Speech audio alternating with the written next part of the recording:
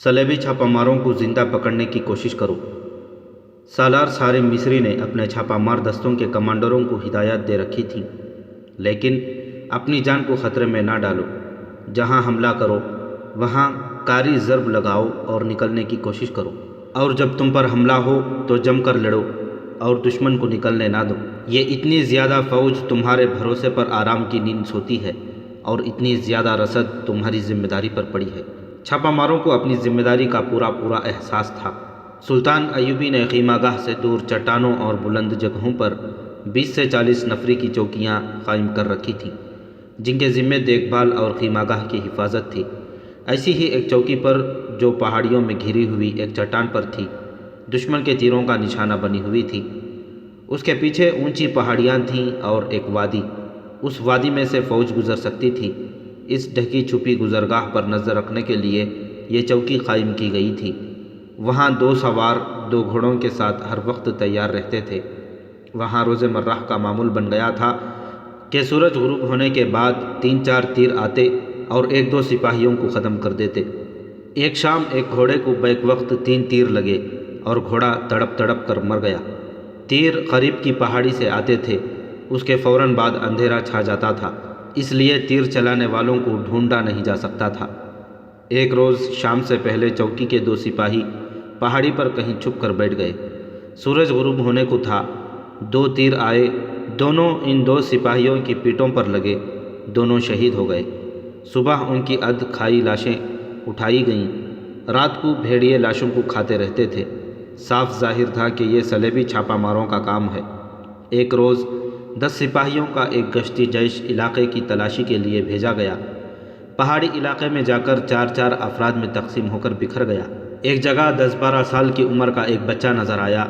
वो सिपाहियों को देखकर दौड़ पड़ा और एक बुलंद चट्टान के दामन में गायब हो गया। वो गडरिया हो सकता था, लेकिन वहाँ कोई भेड़ बकरी और कोई ऊँट नहीं था। सिपाही वहाँ तक गए तो उन्हें चट्टान में तंग सा एक दहाना नज़र आया, जो किसी गार का था। बच्चा उसी में चला गया होगा।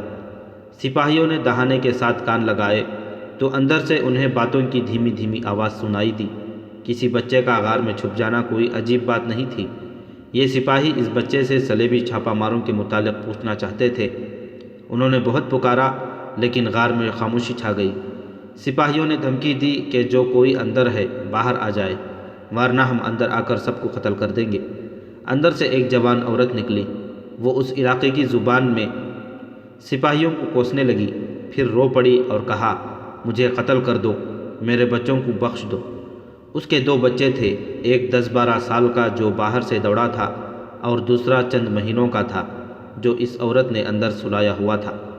सिपाहियों ने उसे बताया कि वो मुसलमान सिपाही हैं, मगर औरत उन्हें गालियाँ देने लगी और मिन्नत समाजत भी करने लगी। उसने बताया कि 2 रोज़ हुए उसके गांव में 15-16 सलेबी सिपाही आए और गांव पर कब्जा कर लिया। उन्होंने तमाम घरों की तलाशी ली। उस औरत के खाविंद को कत्ल कर दिया।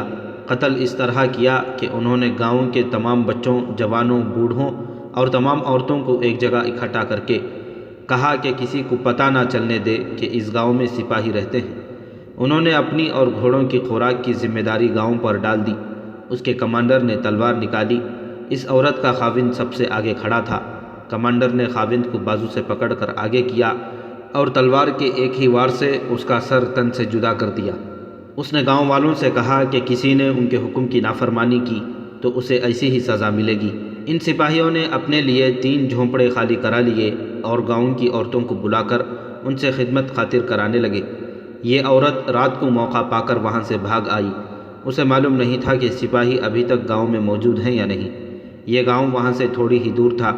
सिपाही औरत को वहीं छोड़कर गांव की तरफ गए। पहाड़ी सिलसिला खुल जाता था। वहाँ वसी मैदान था जिसमें 15-20 झोंपड़ों का एक गांव था। सुल्तान सलाहुद्दीन अयूबी का गश्ती जैश घोड़ों पर सवार था। उन्होंने गांव पर यलगार करने के लिए घोड़े दौड़ा दिए। उस वक्त सलेबी सिपाही जो गांव पर काबिज थे गांव में मौजूद थे। उन्होंने शायद पहरा खड़ा कर रखा था। घुड़सवार अभी गांव से कुछ ही दूर थे कि तमाम सलेबी सिपाही बाहर आ गए। उनके आगे चंद एक बच्चे और बहुत सी औरतें थीं। उन्होंने बच्चों और औरतों को एक जगह इकट्ठे करके खड़ा कर दिया और ख़ुद नंगी तलवारें हाथों में लेकर उनके गर्द नीम दायरे में खड़े हो गए। ایک نے سلطان ایوبی کے سواروں سے مخاطب ہو کر چلا کر کہا، اگر تم آگے آؤ گے تو ہم ان بچوں اور عورتوں کو قتل کر دیں گے۔ سوار 20-25 قدم دور رک گئے۔ وہ مسلمان بچوں اور عورتوں کو صلیبیوں کے ہاتھوں قتل نہیں کرانا چاہتے تھے۔ بزدلوں، سلطان ایوبی کے چھاپا مار جیش کے کمانڈر نے کہا، صلیب کی خاطر لڑنے آئے ہو تو مردوں کی طرح سامنے آ کر لڑو، عورتوں اور بچوں کی ڈھال کے پیچھے کیوں کھڑے ہو؟ تم واپس چلے جاؤ۔ صلیبی کمانڈر نے کہا، ہم گاؤں سے چلے جائیں گے۔ جن بچوں اور عورتوں کو صلیبی سپاہیوں نے یرغمال بنا رکھا تھا، ان میں سے ایک عورت نے سلطان ایوبی کی سپاہیوں سے بلند آواز سے کہا، اسلام کے سپاہیوں، رک کیوں گئے؟ ہمیں اپنے گھوڑوں تلے روند ڈالو، ان کافروں میں سے کسی کو زندہ نہ جانے دو، ہم اپنے بچوں سمیت مرنے کو تیار ہیں۔ صلیبی کمانڈر نے تلوار کا بھرپور وار کیا، اس عورت کا سر اس کے جسم سے کٹ کر گر پڑا۔ سلطان ایوبی کے گشتی جیش نے اپنے سپاہیوں کو تیر و کمان نکالنے کا حکم دیا۔ پلک جھپکتے انہوں نے کمانیں کندھوں سے اتاری، آگے کیں اور ترکشوں سے ایک ایک تیر نکال کر کمانوں میں ڈال لیا۔ تمام صلیبی سپاہی بچوں اور عورتوں کے پیچھے بیٹھ گئے۔ جھوٹے مذہب کے پجاریوں، سلطان کمانڈر نے کہا، سپاہی بچوں اور عورتوں کے پیچھے نہیں چھپا کرتے۔ صلیبی ایک غلطی کر بیٹھے تھے، وہ شاید بھول بیٹھے تھے کہ گاؤں میں بھی مرد ہیں۔ ان مردوں کو صلیبیوں نے بہت خوفزدہ کر رکھا تھا، وہ بھی اپنے بچوں اور عورتوں کے قتل سے ڈرتے تھے۔ اتنے میں ایک عورت نے للکار کر کہا، یہ کافر تو بزدل ہیں، تم ہمارے خون سے کیوں ڈرتے ہو؟ اس نے اپنے سامنے کھڑے 3-4 سال کے بچے کو اٹھایا اور اسے آگے زمین پر پھینک کر کہا، میں اپنے اس بچے کی قربانی خوشی سے دیتی ہوں، ہلّا بولو، 10 کافروں کی جان لینے کے لیے میں اپنا بچہ قربان کرتی ہوں۔ ایک صلیبی تلوار سونتے اس عورت کو قتل کرنے کو اٹھا، مگر اسے اتنی مہلت نہ ملی۔ ان کے عقب سے گاؤں کے تمام آدمی برچھیاں، لاٹھیاں اور جو ہاتھ لگا اٹھائے صلیبی سپاہیوں پر ٹوٹ پڑے۔ صلیبی بچوں اور عورتوں کے پیچھے تیروں سے بچنے کے لیے بیٹھے ہوئے تھے۔ وہ جب مقابلے کے لیے اٹھے، مسلمان سپاہیوں نے ہلّا بول دیا۔ ان میں سے 2-3 سپاہی چلا رہے تھے، عورتیں نکل بھاگیں، بچوں کو ایک طرف کر لو۔ ان کے گھوڑے صحرائی آندھی کی طرح آ رہے تھے۔ عورتوں نے بچوں کو اٹھایا اور نکل بھاگیں۔ گاؤں کے آدمی گھوڑوں سے بچنے لگے۔ ذرا سی دیر میں 2 صلیبیوں کے سوا باقی تمام کو مار ڈالا گیا۔ گاؤں والوں نے ان کی لاشوں کا قیمہ بنا دیا۔ وہ 2 زندہ صلیبیوں کو بھی اپنے ہاتھوں مارنا چاہتے تھے، لیکن مسلمان جیش کے کمانڈر نے بڑی مشکل سے انہیں سمجھایا کہ ان 2 سے ان کے باقی ساتھیوں کا سراغ لگایا جائے گا۔ ان دونوں کو سلطان ایوبی کے انٹیلیجنس کے نائب سربراہ حسن بن عبداللہ کے حوالے کر دیا گیا۔ اس نے ان سے کہا کہ وہ اپنے چھاپہ مار دستوں کے متعلق سب کچھ بتا دیں۔ وہ سپاہی تھے، انہوں نے سب کچھ بتا دیا۔ یہ بالڈوین کی فوج کے چھاپہ مار تھے۔ کم و بیش 1000 چھاپہ مار سلطان ایوبی کی فوج اور رسد کو نقصان پہنچانے کے لیے بیروت سے بھیجے گئے تھے۔ ان کا ابھی کوئی مستقل اڈہ نہیں بنا تھا، وہ تمام علاقے میں پارٹیوں میں تقسیم ہو گئے تھے۔ انہیں بتایا گیا تھا کہ وہ اسی طرح چھوٹے چھوٹے گاؤں پر قبضہ کر کے وہیں سے خوراک وغیرہ حاصل کریں اور سلطان ایوبی کی فوج کے لیے مصیبت بنے رہیں۔ انہیں سلطان ایوبی کے سامنے لے جایا گیا۔ اس نے ان کی باتیں سنی اور حکم دیا، ان دونوں کو دور لے جا کر قتل کر دیا جائے، یہ قاتل اور لٹیرے ہیں۔ اس نے اپنے سالاروں سے کہا، اس سے یہ ظاہر ہوتا ہے کہ صلیبی چھاپہ ماروں کو موصل میں یا کسی اور قلعے میں رہنے کی اجازت نہیں ملی، ورنہ یہ گاؤں کو اڈہ نہ بناتے۔ سلطان ایوبی نے حکم دیا، ایسے ہر ایک گاؤں میں تھوڑی تھوڑی نفری بھیج دو۔ سپاہیوں کو سختی سے کہنا کہ گاؤں میں کسی کو پریشان نہ کریں، اپنی اور گھوڑوں کی خوراک فوج کی رسد سے لیں، کسی گاؤں سے اناج کا ایک دانہ اور چارے کا ایک تنکا بھی نہ لیا جائے۔ حسن حاتم کو رپورٹ دے کر واپس آیا تو وہ باقی رات سو نہ سکا۔ اس کے ذہن پر سارا سوار تھی۔ اسے دن کو ہی پتہ چل سکتا تھا کہ سارا کو اس عورت نے پکڑ لیا تھا، اس کی اسے سزا تو نہیں ملی۔ حسن کو معلوم تھا کہ وہ عورت کون ہے، لیکن اس عورت سے مل کر وہ سارا کی سفارش نہیں کر سکتا تھا، کیونکہ وہ اسے بتا نہیں سکتا تھا کہ رات سارا کے کمرے میں وہی تھا۔ حسن یہ بھی سوچ رہا تھا کہ وہ موصل کے ایلچیوں سے کس طرح معلوم کرے کہ بالڈوین کے ساتھ انہوں نے کیا معاہدہ طے کیا ہے۔ یہ راز انہی سے لیا جا سکتا تھا۔ اس اجلاس میں کوئی ملازم اندر نہیں تھا جس سے حسن کچھ معلوم کر لیتا۔ وہ جس قدر ذہن پر زور دے کر اس مسئلے کا حل ڈھونڈتا تھا، سارہ اتنی ہی زیادہ اس کے ذہن پر غالب آ جاتی رہی۔ سارہ، اس کے منہ سے سرگوشی نکل گئی جو غیر ارادی تھی۔ اس سے وہ چونک اٹھا۔ اسے کچھ ایسا اطمینان ہونے لگا جیسے اس مسئلے کا حل مل گیا ہو اور سارہ اس مسئلے کو حل کر دے گی۔ اسے یہ سوال پریشان کرنے لگا، کیا سارہ کسی مسلمان باپ کی بیٹی ہے؟ اور دوسرا سوال یہ کہ اسے اگر اپنا بچپن یاد آ جائے تو کیا وہ اس کا مسئلہ حل کر سکتی ہے؟ اس کا یہی ایک ذریعہ تھا کہ سارہ موصل کے کسی ایک ایلچی کو اپنا گرویدہ بنا لے اور اس پر شراب اور اپنے حسن کا طلسم طاری کر کے اس کے سینے سے راز نکال لے۔ مگر سوال یہ تھا کہ سارہ مان جائے گی؟ کہیں اسے ہی نہ پکڑوا دے۔ جاسوسوں کو خطرے مول لینے پڑتے تھے۔ ان کی کوشش تو یہی ہوتی تھی کہ پکڑے نہ جائیں، لیکن وہ ڈر سے دبک کر بھی بیٹھ نہیں سکتے تھے کہ وہ پکڑے جائیں یا مارے جائیں گے۔ حسن کو اپنی زبان کے فن کا کمال دکھانا تھا۔ اسے سارہ کی باتیں یاد آ رہی تھیں جن سے صاف ظاہر ہوتا تھا کہ وہ مسلمانوں کو پسند کرتی ہے۔ حسن کو یہ بھی احساس ہو گیا تھا کہ سارہ کو شک ہو گیا ہے کہ وہ حسن مسلمان ہے۔ حسن کا دماغ سوچ سوچ کر تھک گیا۔ اسے دور سے صبح کی اذان کی آواز سنائی دینے لگی۔ اس کے دماغ پر اسلام اور خدا کا تقدس طاری ہو گیا۔ اس کی مدد خدا ہی کر سکتا تھا۔ اس نے اٹھ کر وضو کیا، کمرے کا دروازہ بند کر لیا۔ صلیبیوں کی اس دنیا میں وہ مسلمان نہیں، عیسائی تھا۔ حسن ادریس نہیں، گلبرٹ جیکب تھا۔ وہ چھوٹے سے کمرے میں اکیلا رہتا تھا جہاں اس نے حضرت عیسیٰ کا بت صلیب کے ساتھ لٹکا رکھا تھا۔ دیوار کے ساتھ کسی مصور کی بنائی ہوئی مریم کی تصویر آمیزاں کر رکھی تھی۔ قریب ہی صلیب لٹک رہی تھی۔ اس نے یہ بت، تصویر اور صلیب پلنگ کے نیچے رکھ دی۔ دروازے کے اندر والی زنجیر چڑھا کر قبلہ رو ہوا اور نماز پڑھنے لگا۔ وہ ہر روز اسی طرح چھپ کر نماز پڑھا کرتا تھا، مگر اس کی جذباتی حالت کبھی ایسی نہیں ہوئی تھی جیسی اس صبح کی نماز میں ہوئی۔ اس کے آنسو نکل آئے تھے۔ اس کے منہ سے یہ الفاظ، ایاک نعبد و ایاک نستعین، تیری ہی عبادت کرتے ہیں اور تجھ ہی سے مدد مانگتے ہیں، بلند آواز سے نکل گئے تھے۔ اسے پہلی بار محسوس ہوا جیسے خدا اس کے سامنے کھڑا ہے اور اتنی قریب کھڑا ہے کہ وہ خدا کو چھو سکے گا۔ اس نے نماز ختم کر کے 2 نفل پڑھے اور دعا کے لیے ہاتھ اٹھائے۔ اس کی آنکھیں بند ہو گئیں۔ اس کی زبان سے الفاظ اس کے سوچے بغیر پھسلنے لگے۔ قبلہ اول کے خدا، آج تیرا نام لینے والے، تیرے رسول کا کلمہ پڑھنے والے مسلمان ان انسانوں کے ڈر سے تیری مسجد اقصیٰ میں تیرے حضور سجدہ کرنے سے ڈرتے ہیں جو تیرے رسول کے منکر ہیں۔ آج تیرا قبلہ اول ویران ہو گیا ہے۔ جو زمین تیرے رسول کے قدموں سے مقدس اور مبارک ہوئی تھی، اس پر آج صلیب کا سیاہ سایہ پڑ گیا ہے۔ جس بنی اسرائیل کو تیری ذات نے دھتکار دیا تھا، وہ آج تیرے قبلہ اول کو ہیکل سلیمانی کہہ رہی ہے۔ میرے خدا، اپنی عظمت کا پتہ دے۔ مجھے بتا تو عظیم ہے یا خدائے یہودا۔ مجھے بتا حضرت عیسیٰ تیرے پاس ہیں یا صلیبیوں کی صلیب پر لٹک رہے ہیں۔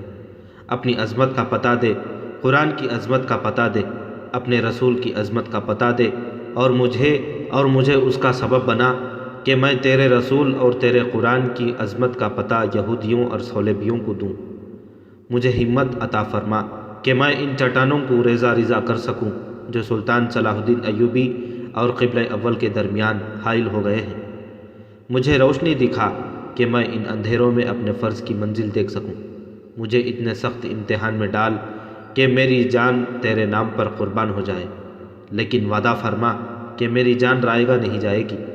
تجھے تیرے نام پر قربان ہونے والے شہیدوں کے یتیم بچوں کی قسم، مجھے ہمت اور روشنی عطا فرما کہ میں ان یتیموں کے باپوں کے خون کے ایک ایک قطرے کا امتحان لے سکوں۔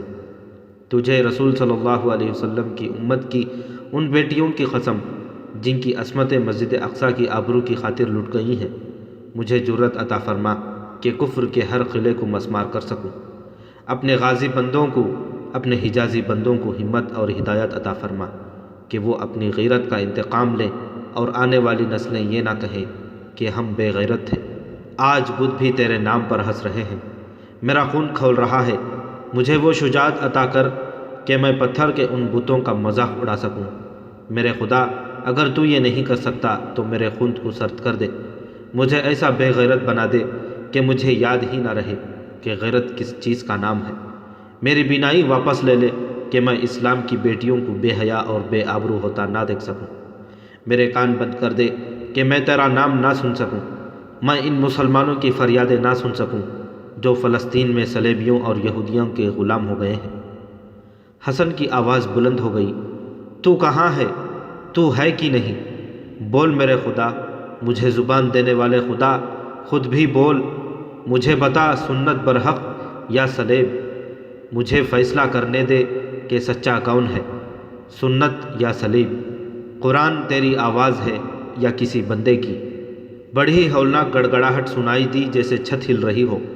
اس کے فوراً بعد رات اتنی زور سے کڑکی کہ حسن کا کمرہ ہل گیا۔ کمرے کی درزوں میں سے حسن کو بجلی کی چمک دکھائی دی۔ اس نے اور زیادہ بلند آواز سے کہا، اس بجلی سے مجھے بھسم کر دے یا اپنی مسجد اقصیٰ کو مسافر نہ رہیں، منزل نہ رہے، بجلیاں ان پر بھی گرا کرے جن کے سہاگ تیرے نام پر اجڑ گئے ہیں۔ اپنے نام پر یتیم ہونے والوں پر بجلیاں گرا، اپنے رسول کے نام لیواؤں پر بجلیاں گرا تاکہ کسی کی فریادیں تیرے کانوں تک پہنچ نہ سکے۔ رات پھر کھڑکی اور اس کے بعد گھٹائیں گرجنے لگیں۔ بیروت کا ساحل قریب ہی تھا۔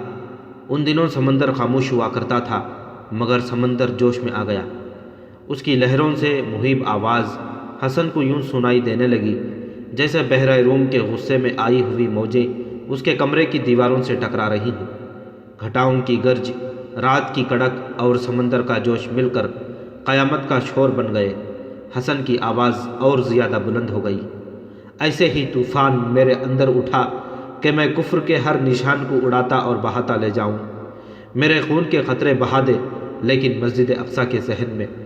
میں شرمسار ہوں کہ قبلہ اول کا پاسبان صلاح الدین ایوبی یہاں تیرا لشکر لے کر آیا تو میں اسے خبردار نہ کر سکا کہ بیروت سے دور رہے کہ یہاں کفار کا پھندا تیار ہے۔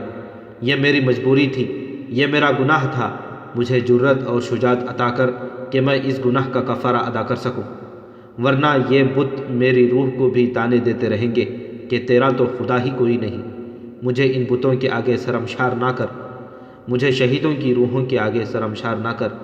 اگر میری دعا قبول نہ ہوئی تو روز قیامت میرے مردے میں جان نہ ڈالنا، ورنہ میں تیرا گریبان پکڑ لوں گا اور تیری مخلوق سے کہوں گا کہ یہ ہے وہ خدا جس نے اپنے رسول کی لاج نہیں رکھی۔ اس خدا نے رسول کے نام لیواؤں کو اتنا مجبور اور بے بس کیا کہ قبلہ اول ویران ہو گیا اور اس پر صلیب اور یہودا کے سیاہ سائے پڑ گئے۔ رات زور سے کڑکی، حسن کے کمرے کی چھت، دروازے اور کھڑکی کے کیواڑ کو بڑی زور سے کھٹکے اور چھت پر یوں آوازیں آنے لگیں جیسے گھوڑے دوڑ رہے ہوں۔ موسلادھار بارش شروع ہو گئی۔ طوفان باد باراں زمین و آسمان کو ہلا رہا تھا۔ حسن کی دل پر ایسی گرفت آ گئی جس میں خوف بھی تھا اور جذبات کی شدت بھی۔ کبھی اسے ایسے لگتا جیسے وہ خواب دیکھ رہا ہو۔ اس نے خدا سے اس طرح کبھی باتیں نہیں کی تھیں۔ وہ چھپ کر نماز پڑھا کرتا تھا اور مختصر الفاظ میں دعا مانگ کر حسن سے جیکب بن جایا کرتا تھا۔ اس رات جب وہ حاتم کو رپورٹ دے کر آیا تھا، اس کی جذباتی کیفیت کچھ اور تھی۔ اس پر نیند کا اثر بھی تھا۔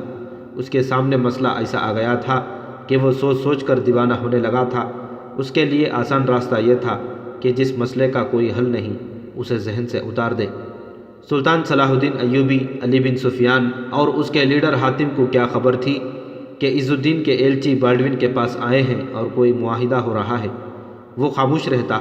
اس کے گھر میں اس کے ماں باپ کو اس کی تنخواہ اور غیر ممالک میں جاسوسی کے فالتو پیسے باقاعدہ پہنچ رہے تھے۔ بیروت میں اسے اچھی پوزیشن اور عیش و عشرت کا سامان حاصل تھا، مگر وہ ایمان والا مرد مومن تھا۔ اپنے فرائض کو نماز روزے کی طرح متبرک سمجھتا تھا۔ اسے احساس تھا کہ قوم کا ہر فرد یہ سمجھ لے کہ یہ کام کوئی اور کر لے گا تو یہ رویہ سیدھا شکست، قوم کی تباہی اور کفار کی فتح کی طرف لے جاتا ہے۔ رات بھر جاگے ہوئے جوان اور توانا حسن کو نیند نے مسلح پر ہی دبوچ لیا۔ اس جذباتی کیفیت میں اسے نیند نہیں چاہیے تھی، لیکن اس کی سوچ نے کچھ ایسا قرار اور سکون محسوس کیا کہ روح نے جسم اور دماغ کو سلا دیا۔ وہ وہیں اوندا ہو گیا۔ اسے اتنی مہلت نہ ملی کہ مصلی چھپا کر اور حضرت عیسیٰ کا بت، مریم کی تصویر اور صلیب پلنگ کے نیچے سے اٹھا کر اپنی اپنی جگہ رکھ دیتا، دروازہ کھول دیتا اور جیکب کے بہروپ میں پلنگ پر سو جاتا۔ وہ خوابوں کی دنیا میں پہنچ گیا۔ اس نے مسجد اقصیٰ دیکھی۔ یہ مسجد اس نے ایک بار دیکھی تھی جب وہ بیت المقدس میں جاسوسی کے ایک مشن پر گیا تھا۔ یہ مسجد ویران تھی۔ اس کے کھلے ہوئے دروازے اپنے نمازیوں کی راہ دیکھ رہے تھے، مگر مسلمان چھوٹی چھوٹی مسجدوں میں یا گھروں میں نماز پڑھ لیا کرتے تھے۔ صلیبیوں اور یہودیوں کے بچوں نے مسجد اقصیٰ کے صحن کو کھیل کا میدان بنایا ہوا تھا، جہاں بے شمار بچے جوتوں سمیت کھیل رہے تھے۔ صلیبیوں نے وہاں کے مسلمانوں کو خوفزدہ کر رکھا تھا۔ حسن مسجد اقصیٰ کے مقدس مقام اور مسلمانوں کے لیے اس کی اہمیت سے اچھی طرح واقف تھا۔ وہ جب وہاں گیا تھا تو اس کا نام ریلوف نکلسن تھا۔ اب وہ بیروت میں خواب میں مسجد اقصیٰ کو دیکھ رہا تھا۔ اس کے گنبد پر بے شمار کبوتر بیٹھے تھے۔ کبوتر ایک بارگی اڑے اور تمام کبوتر فضا میں جا کر شرارے بن گئے۔ یہ شرارے مسجد اقصیٰ کے ارد گرد گرنے لگے۔ مسجد کے اندر سے صلیبیوں اور یہودیوں کا ایک ہجوم نکلا۔ ان سب کے کپڑوں کو آگ لگی ہوئی تھی۔ وہ سب ادھر ادھر بھاگ گئے۔ وہ سب چیخ اور چلا رہے تھے، مگر کسی کی آواز نہیں سنائی دیتی تھی۔ فضا سے برستے ہوئے شرارے رنگ برنگ کے پرندے بن گئے اور ایک ایک کر کے مسجد اقصیٰ کے سبز گنبد پر بیٹھنے لگے۔ اب مسجد میں نہ کوئی صلیبی تھا نہ یہودی۔ حسن آہستہ آہستہ مسجد کی طرف چلا۔ آسمان نیلا تھا، دن کی روشنی بھی نیلی تھی۔ مسجد کے دروازے میں ایسی چمک دکھائی دی جیسے بہت بڑے آئینے پر سورج کی کرنیں پڑی ہوں۔ حسن کی آنکھیں خیرہ ہو گئیں۔ اس نے آنکھیں بند کر کے کھولی۔ چمک یا نور کا یہ گولا وہاں نہیں تھا۔ وہاں سارا کھڑی مسکرا رہی تھی۔ حسن حیرت زدہ ہو کے رک گیا۔ سارا پاؤں سے سر تک چاند کی طرح سفید لبادے میں ملبوس تھی۔ اس کا چہرہ اور دونوں ہاتھ نظر آ رہے تھے۔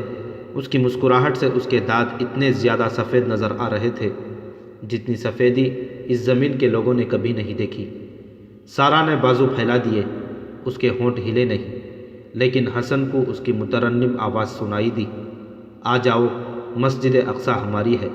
اس مسجد میں جو کافر داخل ہوگا اس پر آسمان آگ برسائے گا، اور جو مسلمان اس مسجد کے تقدس کو بھول گئے ہیں ان پر بھی آگ برسے گی۔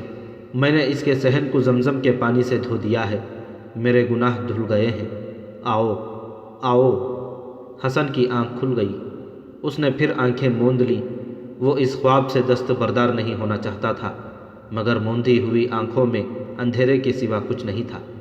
وہ اب حقیقت کی دنیا میں لوٹ آیا تھا۔ چھت پر اور ادھر ادھر موسلا دھار بارش کا قیامت خیز شور اور جھکڑ کی چیخیں تھیں۔ اس میں سمندر کی بھی آواز تھی جو پہلے سے زیادہ غصے میں آ گیا تھا۔ باد و باراں اور بحر روم کے اس ہنگامے میں حسن کو ایسے لگا جیسے کسی نے اس کے دروازے پر دستک دی ہو۔ یہ اس کا وہم بھی ہو سکتا تھا۔ وہ وہم سے ہی بیدار ہو گیا۔ اس نے صلیب، حضرت عیسیٰ کا بت اور مریم کی تصویر اٹھا کر سب کو اپنی اپنی جگہ لٹکا دیا۔ اس دوران دروازے پر دستک بڑی صاف ہوئی۔ حسن نے مصلی لپیٹ کر تکیے کے نیچے رکھ دیا اور دروازہ کھولا۔ دروازے میں سارا کھڑی مسکرا رہی تھی۔ باد و باراں کا یہ سما کہ برآمدے سے پرے کچھ اور نظر نہیں آتا تھا۔ سارا کے کپڑوں اور بالوں سے پانی ٹپک رہا تھا۔ تم اس طوفان میں میرے پاس آئی ہو؟ حسن نے اسے بازو سے پکڑ کر اندر گھسیٹتے ہوئے کہا۔ نہیں جیکب، سارا نے جواب دیا، میں کسی اور کے پاس گئی تھی، وہ ملا نہیں، گہری نیند سویا ہوا ہے۔ رات بھر سب شراب پیتے اور بے ہودگی کرتے رہے ہیں، اب شام کو ہی جاگیں گے۔ میں نے انتظار کیا لیکن مایوس ہو کر ادھر آ گئی۔ یہ طوفان آگے نہیں جانے دے رہا۔ دن کے وقت تو تمہارے پاس آنے سے مجھے کوئی روک نہیں سکتا۔ حسن نے ایک کپڑا اٹھایا جو اس نے سارا کے سر پر ڈال دیا اور اپنے ہاتھوں سے اس کے بال اس کپڑے سے خشک کرنے لگا۔ سارا کو یہ بے تکلفی بہت پسند آئی۔ حسن نے اس کا چہرہ بھی پونچھ دیا، پھر ایک چادر اسے دے کر کہا، میں منہ ادھر پھیر لیتا ہوں، تم بھیگے ہوئے کپڑے اتار کر چادر لپیٹ لو۔ سارا نے جب بھیگے ہوئے کپڑے اتارے تو وہ سوچنے لگی کہ اس شخص کو اتنی زیادہ روحانی محبت ہے کہ اس کے جسم کی دلکشی کے ساتھ اسے دلچسپی نہیں، یا اس کا دل بالکل ہی مردہ ہے۔ سارا نے جب اسے کہا کہ میں نے کپڑے بدل لیے ہیں تو حسن نے منہ پھیرا اور اس کے کپڑے برآمدے میں جا کر نچوڑ لایا۔ اب بتاؤ تم کہاں گئی تھی؟ حسن نے پوچھا، اور رات میرے بعد کیا ہوا تھا؟ وہ عورت اندر آ گئی تھی؟ اسی سلسلے میں ادھر آئی تھی، سارہ نے کہا، اور اسے بتایا کہ رات کو اس عورت نے اس کے کمرے میں آ کر معافی کی کیا شرط پیش کی ہے۔ اس نے کہا، میں نے یہ نہیں بتایا کہ تم میرے کمرے میں آئے تھے، میں نے صرف اس لیے اس کی شرط مان لی کہ تمہارا نام لیا تو میرے ساتھ تمہیں بھی سزا ملے گی، اور تم جانتے ہو کہ یہ سزا کیسی بھیانک ہوگی۔ تم شاید حیران ہو گئے ہوگے کہ میں کوئی پاک صاف لڑکی نہیں، پھر بھی میں موصل کے مہمانوں یا کسی اور کی خوابگاہ میں جانے کو پسند نہیں کرتی۔ میں رقاصہ ضرور ہوں، لیکن میں یوں کھلونا نہیں بننا چاہتی جس طرح یہ بڑھیا مجھے بنانا چاہتی ہے۔ میری اپنی بھی کوئی پسند اور ناپسند ہے۔ میں نے بہت گناہ کیے ہیں، لیکن کسی کی آمدنی کا اور کسی اور کے گناہوں کا ذریعہ نہیں بنوں گی۔ اس عورت نے کہا ہے کہ وہ مجھے اس چوری چھپے کے کاروبار میں سے معاوضہ دے گی، وہ مجھے معاوضوں کی بھوکی سمجھتی ہے۔ میں نے اسے کہہ دیا ہے کہ میں اس کی خواہش کے مطابق آج رات موصل کے ایک مہمان کے پاس چلی جاؤں گی، لیکن میں اب کوشش کر رہی ہوں کہ حاکموں کو بتا دوں کہ اس عورت نے درپردہ کیا کاروبار شروع کر رکھا ہے، اور وہ کہہ دے گی کہ رات تمہارے کمرے میں آدمی جاتے ہیں۔ حسن نے کہا، کہتی رہے۔ سارہ نے کہا، میں تو اب سزا لینے کو بھی تیار ہوں، اور میں خودکشی کے لیے بھی تیار ہوں۔ میں اس عورت کو بے نقاب کر کے رہوں گی۔ میں رقاصہ ہوں، میں عصمت فروشی نہیں کروں گی۔ میں سامنے آ کر یہ کیوں نہ کہہ دوں کہ تمہارے کمرے میں میں گیا تھا۔ حسن نے کہا، میں کہوں گا کہ میرا تمہارے ساتھ جسمانی نہیں جذباتی تعلق ہے، اور یہ کہنا ہوتا تو میں خود کہہ دیتی کہ میرے کمرے میں جیکب آیا تھا۔ سارہ نے کہا، مگر ایسا کہنا تمہیں گھوڑے کے پیچھے باندھ کر گھوڑا دوڑا دینے کے برابر ہے۔ کوئی نہیں مانے گا کہ میرا تمہارا جذباتی تعلق ہے۔ یہ لوگ کسی کے جذبات سے واقف نہیں، ان کے ہاں سب کچھ جسمانی ہے۔ تم البرتو کو جانتے ہو، اٹلی کا رہنے والا ہے، نیک اور رحم دل افسر ہے۔ بالڈون پر اس کا خاصا اثر ہے۔ صرف یہ ایک بڑا افسر ہے جو مجھ جیسی لڑکیوں کو صاف ستھری نگاہوں سے دیکھتا ہے۔ میں اسے رات کی باتیں سناؤں گی اور اپنی عزت بچانے کی کوشش کروں گی۔ اگر میری یہ کوشش ناکام رہی تو میں سمندر میں کود جاؤں گی۔ اگر سمندر نے میری لاش اگل دی تو تم بھی دیکھ لینا، ورنہ الوداع۔ بحیرہ روم کی مچھلیاں کھاؤ گے تو شاید ان میں تم میرے جسم کی بو سونگھ سکو گے۔ سارہ، حسن نے کہا، تم عیسائی نہیں ہو، تمہارے ساتھ رہنے والی کوئی ایک بھی لڑکی نہیں جو جسمانی عیاشی اور معاوضے کو تمہاری طرح ٹھکرا دے۔ تم نے آج تک میرے ساتھ جو باتیں کی ہیں ان سے مجھے یقین ہو گیا ہے کہ تمہاری رگوں میں مسلمان کا خون ہے۔ اس خون میں اب ابال آیا ہے کہ جب تم صلیبیوں کی نگاہوں کے دلدل میں پھنس گئی ہو۔ کہو، میں جھوٹ کہہ رہا ہوں؟ سارہ نے اس کی طرف دیکھا، آہ لی اور بولی، سنو جیکب، میں جیکب نہیں سارہ۔ حسن نے کہا، میرا نام حسن ادریس ہے اور ملک شام کا رہنے والا ہوں۔ یہاں میرا نام گلبرٹ جیکب ہے۔ جاسوس ہو؟ کوئی اور وجہ بھی ہو سکتی ہے، حسن نے کہا۔ جاسوسی ہی وجہ نہیں، جس طرح ہم دونوں ایک دوسرے کی روح میں اتر گئے ہیں، اس کی وجہ یہ ہے کہ ہم دونوں مسلمان کی اولاد ہیں۔ اس نے تکیے کے نیچے سے مسلح نکالا اور دیوار میں سے ایک پتھر ہٹا کر اس کے پیچھے سے قرآن کا ایک چھوٹا سا نسخہ نکالا۔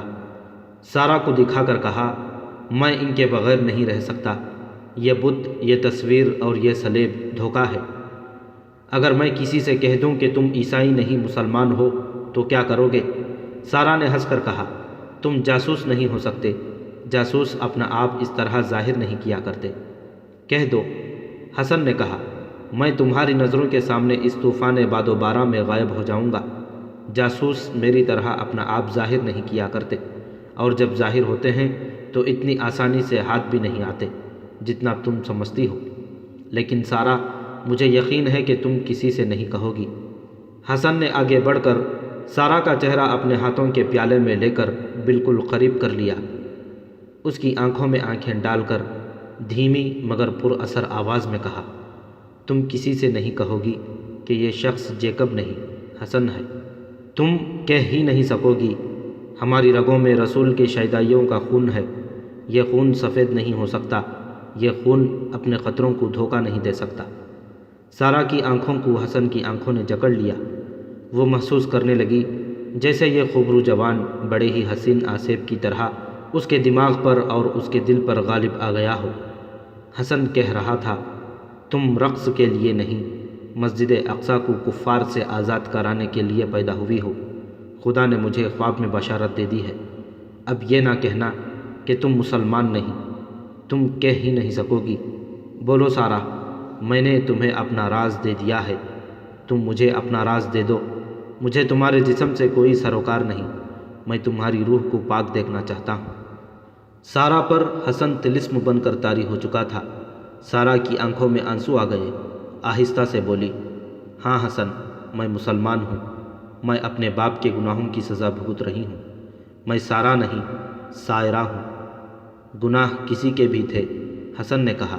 میں نے آج تک تمہاری زبان سے جو باتیں سنی ہیں اور جس انداز سے تم نے یہ باتیں کی ہیں، میں نے اندازہ لگا لیا ہے کہ یہ گناہ تمہارے دل اور روح میں چبھ رہے ہیں۔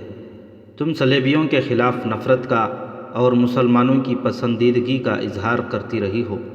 اس سے ظاہر ہوتا ہے کہ یہ چبھن تمہیں بے چین رکھتی ہے۔ جب سے تم نے میری روح کو پاک پیار سے آشنا کیا ہے، مجھے عیش و عشرت کی یہ زندگی جہنم سے زیادہ آتشیں اور اذیت ناک محسوس ہونے لگی ہے۔ میں گناہوں میں پلی بڑی اور گناہوں میں جوان ہوئی۔ گناہوں کا حسن اب زہریلا ناک بن گیا ہے۔ میں اب زندہ نہیں رہنا چاہتی۔ اپنی جان لینا بھی گناہ ہے۔ حسن نے کہا، اللہ بخشنے والا مہربان ہے، یہ اللہ کا وعدہ ہے، گناہوں کا کفارہ ادا کر دو، سب بے قراریاں روحانی سکون میں بدل جائیں گی۔ کیا کروں؟ سارا نے آنسو پوچھتے ہوئے کہا۔ نماز پڑھا کروں؟ تارک الدنیا ہو جاؤں؟ بتاؤ کیا کروں؟ جاسوسی، حسن نے جواب دیا، صرف ایک بار، پہلی اور آخری بار۔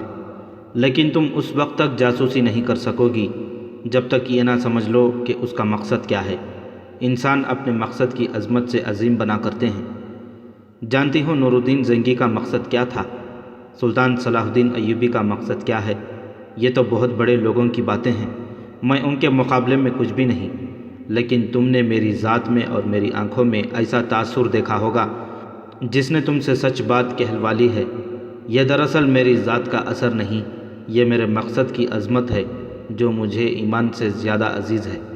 مقصد کی ہی عظمت ہے اور اسی کا تقدس ہے کہ تمہارا یہ حسن اور تمہارے جسم کی یہ کشش جو عبادت گزاروں کو چونکا دیتی ہے، مجھ پر اثر نہیں کر سکی۔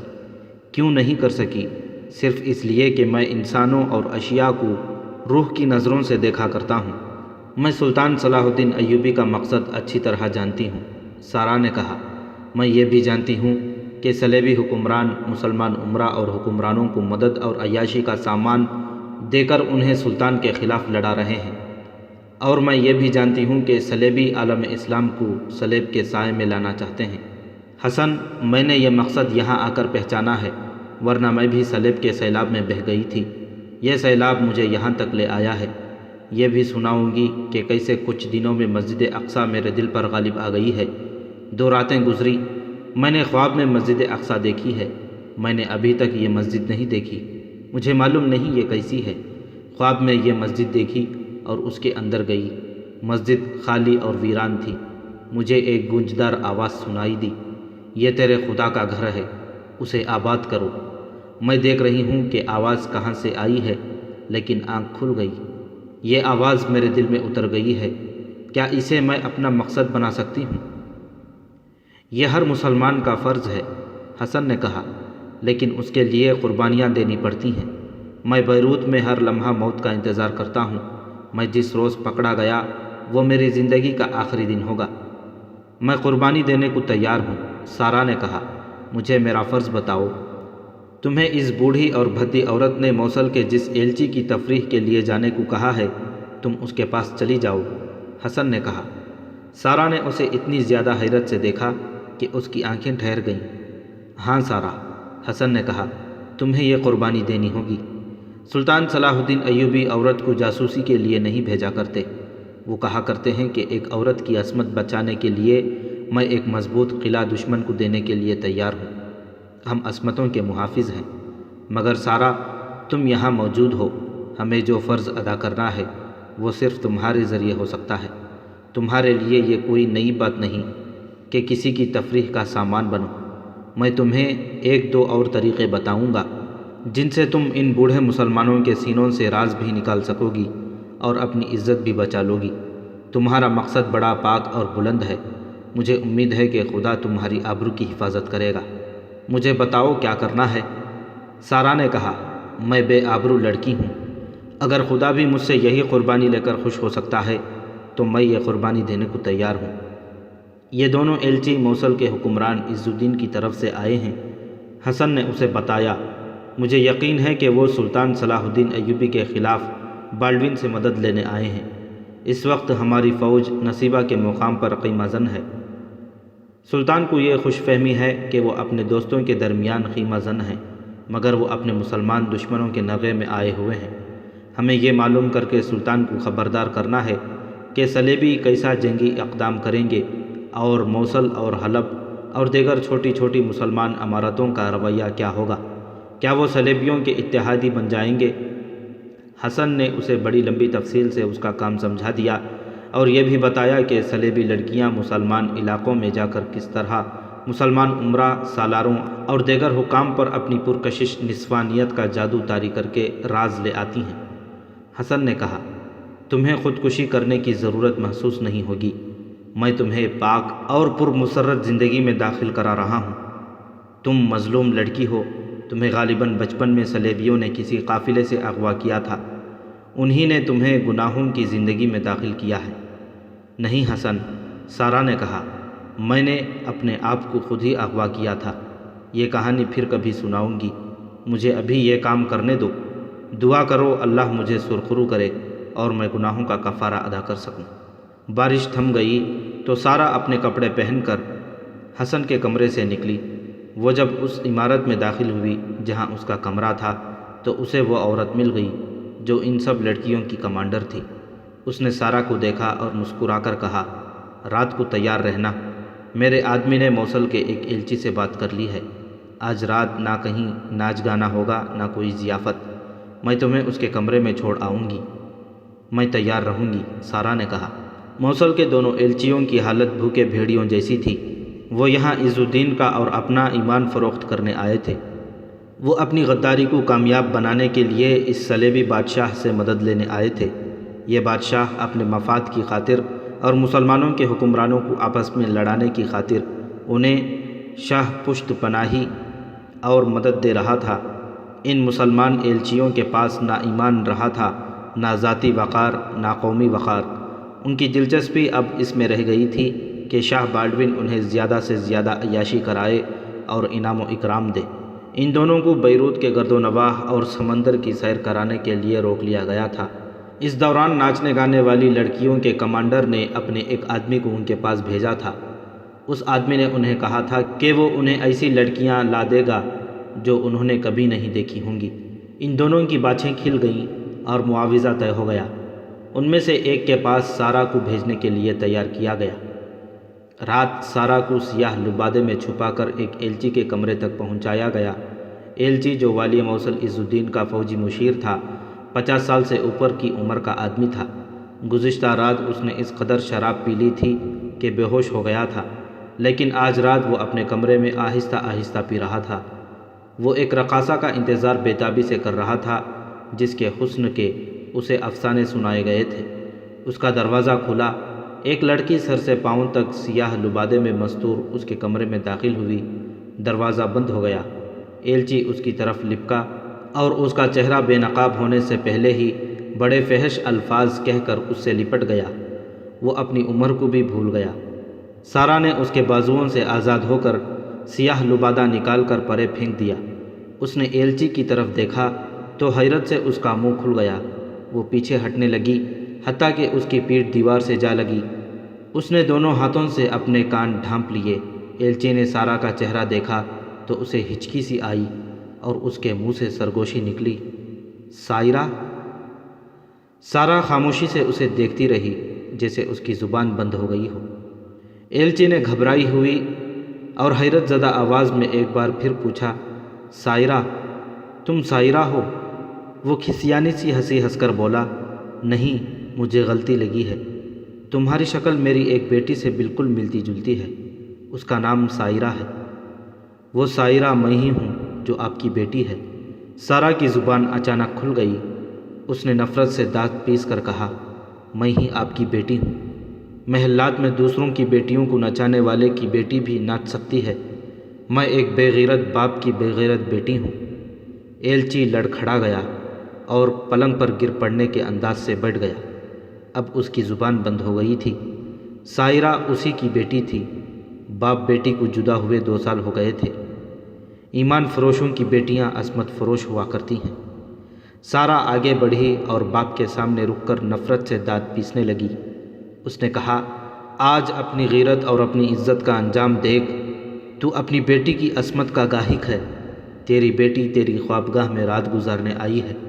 سارہ نے تیر کی تیزی سے ایک ہاتھ آگے کیا اور کہا، لا میری اجرت نکال، میں رات تیرے ساتھ بسر کرنے آئی ہوں۔ تو اس کے باپ کی زبان لڑکھڑا کر ہکلانے لگی۔ تو گھر سے بھاگ آئی تھی۔ میں بے غیرت نہیں ہوں، تو بے غیرت ہے۔ جو باپ اپنی جوان بیٹی کے سامنے بیٹی کی عمر کی لڑکیوں کے ساتھ بے حیائی کی حرکتیں کرتا ہے اور اپنی بیٹی جیسی لڑکیوں کو نچاتا اور شراب کے نشے میں بدمست ہو کر اس کے ساتھ بیٹی کے سامنے دست درازی کرتا ہے، اس باپ کی بیٹی غیرت والی نہیں بن سکتی، وہ بھی رقاصہ یا طوائف بنتی ہے۔ باپ اس کی شادی کر دے تو وہ اپنے خاوند کو دھوکے دیتی اور درپردہ کئی خاوند بنائے رکھتی ہے۔ سن میرے باپ، تجھے تیرا ماضی اور اپنا حال بتاتی ہوں۔ میں نے تیرے گھر میں دمشق میں ہوش سنبھالا تو تجھے عورتوں سے درپردہ عیش کرتے دیکھا۔ نور الدین زنگی مر گئے تو الملک الصالح کے ساتھ حلب کو بھاگ گیا۔ تو مجھے اور میری ماں کو بھی ساتھ لے آیا۔ حلب میں تو شراب بھی پینے لگا۔ تب میں لڑکپن میں تھی۔ تیرے پاس گورے چٹے سلیبی آنے لگے۔ انہوں نے تجھے دولت دی، بڑی خوبصورت لڑکیاں دیں اور تو کھلے عام شراب پینے لگا۔ تیرے گھر میں شراب کی محفلیں جمنے لگیں، لڑکیاں ناچنے لگیں۔ سلیبیوں نے میرے ساتھ چھیڑ چھاڑ کی تو خوش ہوا۔ پھر الملک الصالح مر گیا۔ تیرے پاس سلیبی پہلے سے زیادہ آنے لگے۔ تو پہلے سے زیادہ عیاش ہو گیا۔ عز الدین نے تجھے بہت بڑا عہدہ اور رتبہ دے دیا۔ میں تیری چہیتی رقاصہ لڑکیوں میں اٹھنے بیٹھنے لگی، ان سے میں نے رقص سیکھا۔ تجھے پتہ چلا تو خوش ہوا۔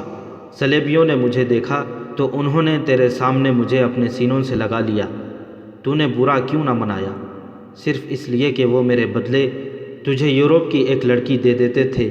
تو نے اپنا ایمان بیچ ڈالا، صلاح الدین ایوبی کے خلاف سازشیں کیں، تیرا کردار ختم ہو گیا۔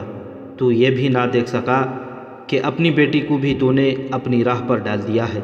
پھر ایک سلیبی نے مجھے سبز باغ دکھائے اور میں تیرے گھر کو خیر بات کہہ کر اپنے خیالوں کی جنت کو روانہ ہو گئی۔ مجھ سے یہ مت پوچھ کہ میں جس طرح آج رات تیری خوابگاہ میں آئی ہوں، اس طرح کتنی خوابگاہوں کی رونق بنی ہوں۔ اس سلیبی نے مجھے محبت کا فریب دے کر مجھے بیچ ڈالا۔ میں تجھ جیسے بے شمار دولت مندوں کی تفریح کا ذریعہ بن کر بیروت پہنچی، جہاں مجھے شاہی رقاصہ کی حیثیت سے رکھ لیا گیا۔ آج اپنا باپ میری قسمت کا گاہک ہے۔ ایلچی نے سر اپنے ہاتھوں میں تھام لیا، اس کا جسم کانپ رہا تھا۔ آج تو اپنے ایمان کی قیمت وصول کرنے آیا ہے۔ سارہ نے حقارت آمیز لہجے میں کہا، تو فلسطین اور قبلہ اول کا سودا کرنے آیا ہے، اپنی بیٹی کی قیمت دینے آیا ہے۔ سارہ کی آواز بھرا گئی۔ اس نے کہا، یہ میری زندگی کی آخری رات ہے۔ میں باپ کے گناہوں کی سزا بھگت کر اس دنیا سے جا رہی ہوں۔ اس کے باپ نے آہستہ آہستہ سر اٹھایا۔ اس کی آنکھوں سے آنسو بہہ بہہ کر اس کے گالوں کو تر کر رہے تھے۔ اس نے اٹھ کر دیوار سے لٹکتی ہوئی تلوار اتاری، نیام سے نکالی اور تلوار سارہ کے آگے کر کے کہا، یہ لو، اپنے ہاتھوں مجھے ختم کر دو، شاید میرے گناہوں کا کفارہ ادا ہو جائے۔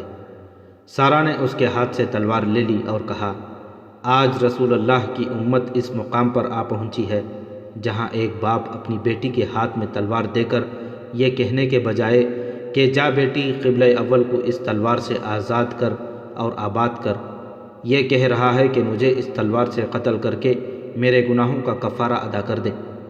اپنے باپ کی جذباتی حالت اور شرمساری کے آنسو دیکھ کر سارہ کا لہجہ بدل گیا۔ باپ کا احترام لوٹ آیا۔ اس نے کہا، مر کر ہی گناہوں کا کفارہ ادا نہیں کیا جا سکتا۔ ایک طریقہ یہ بھی ہے کہ زندہ رہو اور دشمن کو قتل کرو۔ میں آپ کو بتاؤں، باپ نے شکست خوردگی کے انداز سے بیٹی کی طرف دیکھا۔ شاہ بالڈون کے ساتھ آپ نے جو معاہدہ کیا ہے اور سلطان صلاح الدین ایوبی کو شکست دینے کے لیے جو منصوبہ تیار اور طے کیا ہے وہ مجھے بتا دیں۔ سارا نے کہا، میں یہ سلطان تک پہنچا دوں گی، اس سے بڑی نیکی اور کوئی نہیں ہو سکتی، آپ کے سارے گناہ بخشے جائیں گے۔ باپ خاموشی سے سن رہا تھا۔ سارا نے کہا، ہم دونوں کی نجات اسی میں ہے کہ ہم دونوں یہاں سے فرار ہو کر سلطان صلاح الدین ایوبی کے پاس پہنچ جائیں اور آپ اسے ساری بات اپنی زبانی سنا دیں۔ میں تیار ہوں، باپ نے کہا، لیکن ہم یہاں سے نکلیں گے کیسے؟ انتظام ہو جائے گا، سارا نے کہا۔ باپ نے بیٹی کو گلے لگا لیا اور پھوٹ پھوٹ کر رونے لگا۔ اس کے اپنے گناہوں نے اس سے ہتھیار ڈلوا لیے تھے۔ لڑکیوں کی کمانڈر عورت بہت خوش تھی کہ اسے بڑا موٹا گاہک مل گیا ہے۔ وہ اطمینان سے سو گئی۔ اسے معلوم تھا کہ سارا صبح واپس آئے گی، مگر سارا حسن ادریس کے کمرے میں تھی۔ اس نے جب حسن کو بتایا کہ اس کا گاہک اس کا باپ تھا تو حسن کو چکر آ گیا تھا۔ سارا نے حسن کو سنایا کہ اس کے اس باپ نے گھر کا ماحول کس قدر گناہ آلود بنا رکھا تھا اور وہ کس طرح انہی گناہوں کی شیدائی ہو کر ایک سلیبی کے ساتھ گھر سے بھاگی اور کس طرح اس مقام تک پہنچی تھی۔ سارا نے اسے بتایا کہ اس کا باپ سلطان صلاح الدین ایوبی کے پاس جانے کو تیار ہے۔ میں نے تمہیں کہا تھا کہ تمہارا مقصد پاک ہے، حسن نے کہا۔ مجھے امید ہے کہ خدا تمہاری آبرو کی حفاظت کرے گا۔ خدا نے میری امید پوری کر دی ہے۔ اب میں تمہارے باپ سے ملوں گا اور اسے کہوں گا کہ تیار رہنا۔ دن کو حسن سارا کے باپ سے ملا، بچ بچ کر بات کی، اس کی غیرت کو جھنجھوڑا اور جب دیکھا کہ وہ بہت ہی نادم ہے تو حسن نے اسے وہاں سے نکلنے کا سہل طریقہ بتایا۔ اس کے ساتھ ساری بات طے کر کے وہ سارا سے اس محفوظ جگہ ملا جہاں وہ کبھی کبھی ملا کرتے تھے۔ سارا کے باپ نے اپنے میزبانوں سے خواہش ظاہر کی کہ وہ اکیلے ذرا سیر کے لیے جانا چاہتا ہے۔ اسے گھوڑا دے دیا گیا۔ وہ اپنے ساتھی ایلچی کو یہ بتا کر چلا گیا کہ شام تک لوٹ آئے گا۔ وہ شہر سے نکلا تو ایک جگہ حسن گھوڑے پر سوار اس کے انتظار میں کھڑا تھا، ایک اور جگہ سارا چھپی ہوئی تھی۔ اسے باپ نے اپنے گھوڑے پر سوار کرا لیا اور وہ نصیبہ کی سمت روانہ ہو گئے۔ وہ بچ بچ اور چھپ چھپ کر چلتے رہے۔ بہت دور نکل گئے تو انہوں نے گھوڑے دوڑا دیے۔ سفر بہت لمبا تھا جو انہوں نے ایک رات اور ایک دن میں طے کر لیا۔ بیروت کے سراغ رسانوں کے لیے شاہ بالڈون قہر بنا ہوا تھا۔ موصل کا ایک ایلچی لاپتہ ہو گیا تھا۔ ایک شاہی رقاصہ جو شاہ بالڈون کو ذاتی طور پر اچھی لگتی تھی غائب تھی اور گلبرٹ جیکب نام کا ایک خصوصی باڈی گارڈ بھی لاپتہ تھا۔ تینوں کا کوئی سراغ نہیں مل رہا تھا۔ لڑکیوں کی کمانڈر عورت کی زبان بند تھی۔ وہ کسی کو بتانے سے ڈرتی تھی کہ اس نے سارا کو گمشدہ ایلچی کے کمرے میں بھیجا تھا۔ بیروت میں صرف ایک آدمی کو معلوم تھا کہ یہ تینوں کہاں ہیں۔ اس آدمی کا نام حاتم تھا، مگر حاتم گمنام سا نعل ساز تھا۔ اسے وہی لوگ جانتے تھے جو اسے گھوڑوں کو نعل لگوایا کرتے تھے۔ کسی کے وہم و گمان میں بھی نہیں تھا کہ یہ غریب سا نعل ساز سلطان ایوبی کے اس جاسوس گروہ کا لیڈر ہے جو بیروت کے اندر سرگرم ہے۔ سراغ رساں اپنے قیافوں اور قیاس آرائیوں سے باولے ہوئے جا رہے تھے۔ حسن ادریس، سارا اور اس کا باپ سلطان صلاح الدین ایوبی کے پاس پہنچ چکے تھے۔ سلطان ایوبی عادت کے مطابق خیمے میں ٹہل رہا تھا۔ سارا کا باپ اسے بتا چکا تھا کہ بالڈون کے ساتھ اس نے کیا منصوبہ تیار کیا ہے۔ سلطان ایوبی نے اسی وقت اپنے سالاروں کو بلا لیا اور نقشہ سامنے رکھ کر انہیں بتانے لگا کہ صلیبیوں کا منصوبہ کیا ہے اور ان کے خلاف وہ کیا کارروائی کرنا چاہتا ہے۔